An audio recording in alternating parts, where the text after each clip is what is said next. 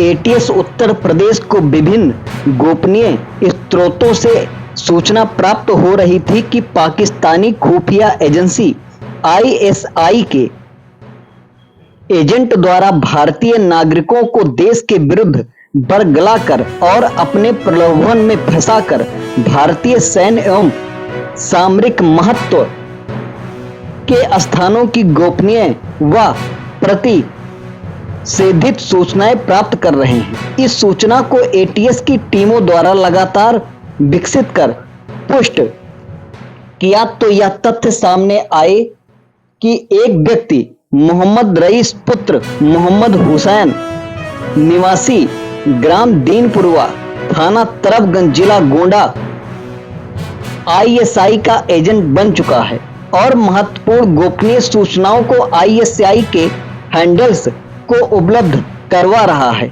जिसके बदले में उसे धन प्राप्त हुआ है। मोहम्मद रईस उपरोक्त को एटीएस मुख्यालय पर बुलाकर नियमानुसार पूछताछ की गई और उसके द्वारा भेजी गई सूचनाओं के संबंध में जानकारी की गई तो रईस संतोषजनक उत्तर एटीएस को नहीं दे पाया। गहनता से हुई पूछताछ में रईस ने अपना अपराध स्वीकार कर लिया। रईस ने बताया कि कुछ वर्ष पहले वह मुंबई में प्राइवेट काम करता था, जहां पर रईस की मुलाकात अरमान नाम के एक व्यक्ति से हुई। अरमान ने रईस को भारत में मुस्लिमों पर हो रहे जुल्म और बाबरी मस्जिद की शहादत का जिक्र करते हुए बरगलाया और भारत के विरुद्ध जासूसी करने के लिए उकसाया। उसी दौरान रईस ने अरमान को बताया कि वह सऊदी अरब जाकर काम करना चाहता है। इस पर अरमान ने रईस को बताया कि मैं तुम्हारा नंबर पाकिस्तान के एक व्यक्ति को दे दूंगा जो तुम्हें कॉल करेगा और अगर तुम्हें उस पर यकीन हुआ और तुम खरे उतरे तो उस काम के बदले तुम्हें पैसे दिए जाएंगे। तुम्हें भारत के खिलाफ काम करके बदला लेने का मौका दिया जाएगा और साथ ही साथ तुम्हें काफी मोटा पैसा भी दिया जाएगा और दुबई में नौकरी भी वही लोग तुम्हें दिलवा देंगे। वर्ष 2022 में रईस के पास एक व्यक्ति ने विदेशी नंबर से व्हाट्सएप कॉल की और अरमान का जिक्र करते हुए बात की।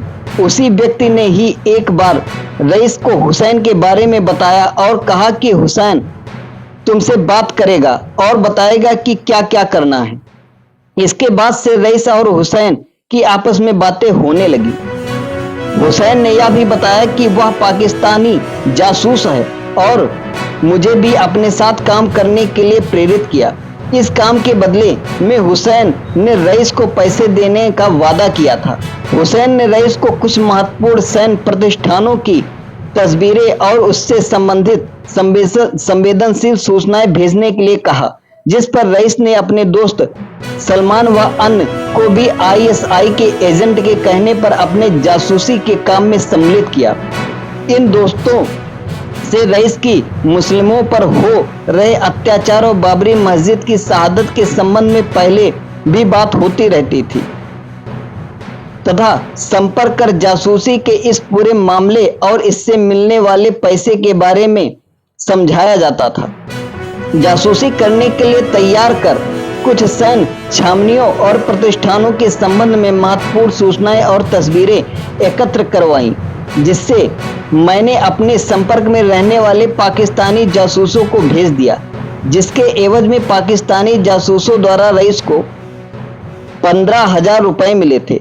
पाकिस्तानी आईएसआई हैंडल्स ने रईस को एक बांग्लादेशी फर्जी मोबाइल नंबर देकर व्हाट्सएप बिजनेस अकाउंट बनाने को कहा और इसके लिए हैंडल्स ने रईस को ओटीपी भी शेयर किया था, जिसे रईस अपने मोबाइल में चलाकर आईएसआई हैंडल से भारत विरोधी और जासूसी की बात करता था, जो अभी भी रईस के मोबाइल में है।